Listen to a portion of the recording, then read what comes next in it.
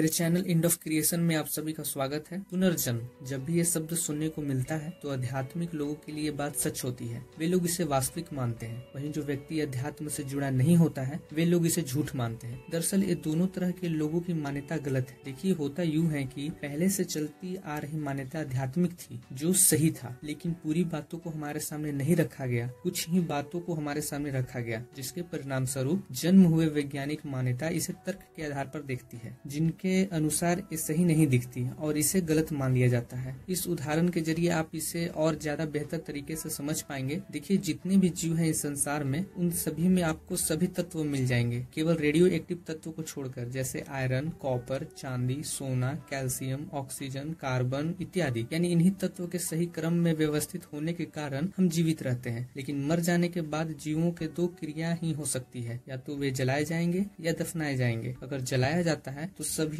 ऊर्जा और तत्व जो जीव के अंदर उपस्थित हैं, वे कुछ समय तक परिवर्तित होकर नष्ट हो जाएंगे। या फिर दफनाया जाता है तो उस जीव में जितने भी तत्व थे वे मिट्टी में मिलकर अलग अलग जीवों को जन्म देंगे, जैसे कीट, पेड़, जीव इत्यादि। इसकी कोई सीमा नहीं है। आप एक साथ कई जीवों के रूप में हो सकते हैं। केवल पुरानी यादें उस नए जीव में नहीं होंगी, बाकी भौतिक शरीर हूबहू उसी तरह के होंगे। आइए इस उदाहरण को थोड़ा विस्तार में समझते हैं। मान लीजिए एक जीव को दफनाया जाता है। उस जीव में उपस्थित सारे तत्व अपने मूल अवस्था में टूट जाते हैं। फिर उसी स्थान पर कोई जीव कीड़े के रूप में पनपते हैं, या हो सकता है उस स्थान पर कोई पौधा उस तत्व से पोषित होकर पेड़ बन जाए। फिर उस पेड़ के पत्तों को कोई जीव खाएगा, फिर उस जीव को कोई मांसाहारी जीव या मनुष्य खाएगा। आप यहाँ देख सकते हैं कि जिस जीव को दफनाया गया था वह एक ही समय में बहुत सारे जीव में उपस्थित हो सकता है, लेकिन केवल भौतिक रूप से, मानसिक रूप से वह नया अनुभव करेगा। उस पुराने जीव की यादें नहीं होंगी। तो इस तरह पुनर्जन्म होती है। इस वीडियो में मैं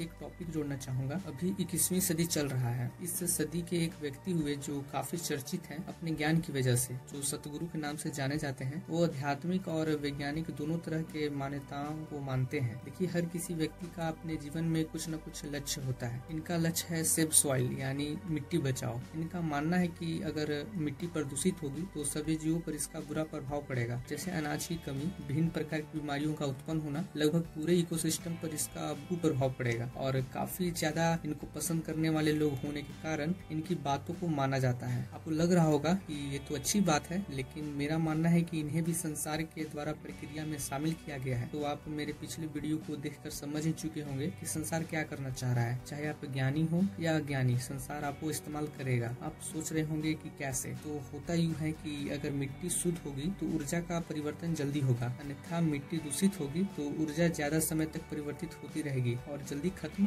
नहीं होगी। और इसमें संसार की प्रक्रिया में बाधा उत्पन्न होगा, जो कि संसार बिल्कुल नहीं चाहेगा। और यही कारण था कि अन्य धर्मों का जन्म हुआ, जो मरने के बाद दफन होने की मांग करते थे, ताकि वे ज्यादा समय तक इस पृथ्वी पर किसी न किसी रूप में जन्म लेते रहे। इसका कारण था कि उन्हें इस पृथ्वी पर उपस्थित परिवार, वस्तु, आराम, सुख, दुख इत्यादि से लगाव हो गया था। आगे इसी तरह का वीडियो आता रहेगा। इस वीडियो को देखने के लिए आप सभी को धन्यवाद।